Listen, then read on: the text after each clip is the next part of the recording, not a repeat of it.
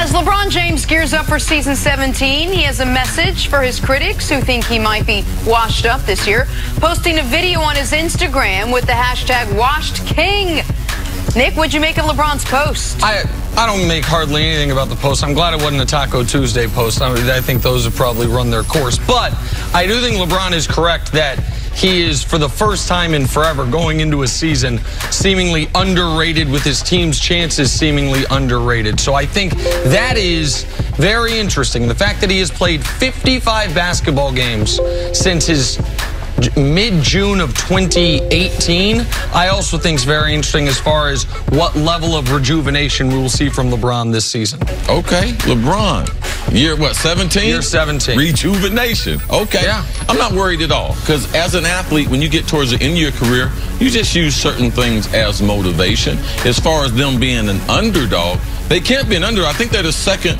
favorite to win the NBA championship behind the Clippers. Now, as far as LeBron being the LeBron we saw in those 4 finals against the Warriors, that right there, people are questioning, man, is that LeBron still available? I believe he is. All right, on to football now. In a recent Sports Business Journal poll, Tom Brady was named the most marketable player in the NFL. I guess winning 6 Super Bowls and being devilishly handsome pays off after all. See, you surprised by this? No, absolutely not. He's the market. He is the face of the NFL. And when he leaves the NFL, we're going to have to find another face. Patty Holmes potentially can do that. But no, Tom Brady, he should be the face of the league. The league has benefited. In his 20 years, he has dominated like no other player that I've ever seen. That's why he is the GOAT. It wouldn't make much sense for anyone else to be at the top of this list. This guy has been doing it the longest at the highest level for the best organization. And he plays more games than everyone seemingly every year, because they make it to the AFC Championship game or the Super Bowl, so he's more visible. Patrick Mahomes, who else would be the candidate to be the face of the league? I think a lot of people thought it was going to be the guy who's no longer in the league, and Andrew Luck. So it's very interesting to see. Baker Mayfield, I would imagine, is also a candidate for that when Brady finally retires in 2024. I love when you look at the watch. Yeah, to see what year it is. As Ezekiel Elliott continues his holdout, Cowboys owner Jerry Jones isn't concerned about him missing regular season games, saying, "We want Zeke when we get to the playoffs." Chris, what was your reaction to Jerry's comments? Jerry only has leverage if he truly believes I don't mind him missing. Because if he just thought getting through training camp and holding out, because typically it switches to the player's advantage. But if he really believes this team is good enough to get through the first month of the season, then he continues to have the leverage over a player who's got 2 years left on his deal. And the flip side of that is Zeke's leverage is, y'all won't make the playoffs if I'm not out there for a minimum of 14 games. Jerry can say all he wants, oh, we just want him fresh for the playoffs. I do not know a football person in America who thinks the Dallas Cowboys are a double-digit win team if Ezekiel Elliott is not on the team. He's the best player on the team. He's the most important running back in football. So Jerry can say all this, but I'm not, in this instance, I'm not buying what he's selling. Maybe Tony Pollard's family. Maybe they. Tony Pollard's family. That's that's correct. Sticking with running backs, when Dave Gettleman drafted Saquon Barkley 2nd overall and said he was, quote, touched by the hand of God, expectations were at an all-time high. Saquon followed it up by winning Rookie of the Year. Now the Giants' Pro Bowl running back is taking it even further, saying he believes he's the best running back in the NFL. CC, is Saquon right?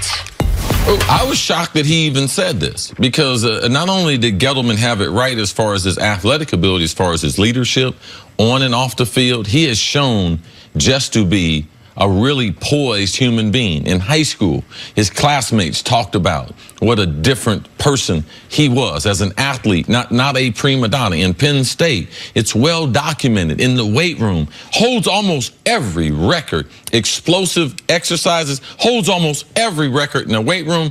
And last year, we saw him, as far as interviews, we saw him on the field. He's got no weakness. He got no weakness. As a young player, he's the leader of the New York Football Giants, even though Eli is the quarterback. To me, I'm a little surprised that he said this, because he doesn't have to say it. He's in the 2nd year in the league. He's in a rare class as far as rookies with 2,000 yards from scrimmage. Him, Edgerrin James, and Dickerson Those are the only 3. He's one of 3. With 2,000 yards of scrimmage and 10 touchdowns. And 10 touchdowns. So right there, he knows he's rare. Let your play speak for yourself. And him saying that, it doesn't match all the other things he's done or the other things he's not said. So for me, just slow down just a little bit, because that doesn't add up. If you had asked one of the other running backs, if they had said that, I wouldn't be surprised. If Zeke said that, if L. Bell had said that, Todd Gurley, I would have been a little surprised because he's quiet also. Well, and so whether I see his point that it seems a little more boastful than we're used to from this player is a fair one, but I also don't think he's wrong. I think that Zeke has an argument he's the best running back in football, but Zeke right now is out of the country. So at least temporarily we can scratch him off. Todd Gurley, to me, was the guy, but I'm legitimately concerned, and I think a lot of people are, about Todd Gurley's knee.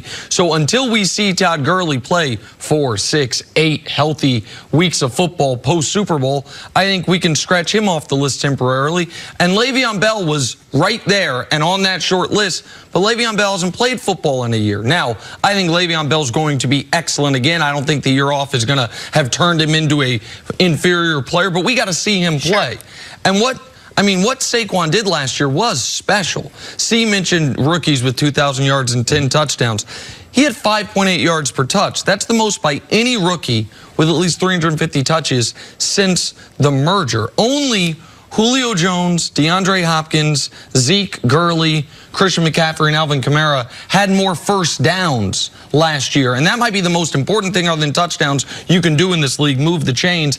And he did it on an offense that was very constricted, that wasn't getting a whole bunch of first downs, that was bottom 3 in the NFC in first downs, and he got 80 by himself. So I do think Saquon has it's very short, but the resume to make the argument, yeah, I'm the best back in football, even if it is a little surprising to hear him say it because of, he sat here via video and talked to us, and we were all taken aback by, you're 22 years old, how poised, how mature, how down to earth he was. But I don't think he's wrong in his statement. How much will the quarterback situation in New York affect Saquon Barkley, whether it is Eli or Daniel Jones?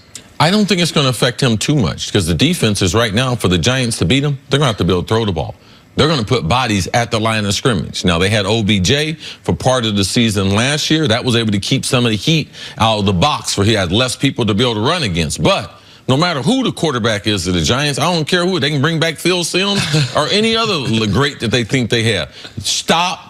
Saquon Barkley will be the game plan from week number 1 and will be the game plan week number 17, because they won't be in the playoffs after that. So, yes, stop the Giants. You must stop their running game regardless of who their quarterback is. To me, it's less about the quarterback and more, at least in the beginning of the season, about their just paucity of weapons in the wide receiving corps. Golden Tate's hurt. Golden Tate's suspended. They've had a couple injuries.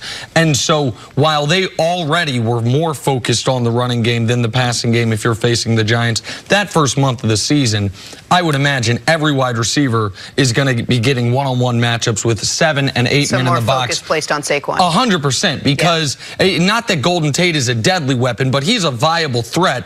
But he's not going to be out there for a month. We've talked about their other injuries. When he gets on the field, they could be 1 and 3 at best. Right, and so so for the first month of the season, he's going to be facing stacked boxes all year, particularly that first month of the season. All right, let's move on to the Baltimore Ravens now. All eyes on Lamar Jackson.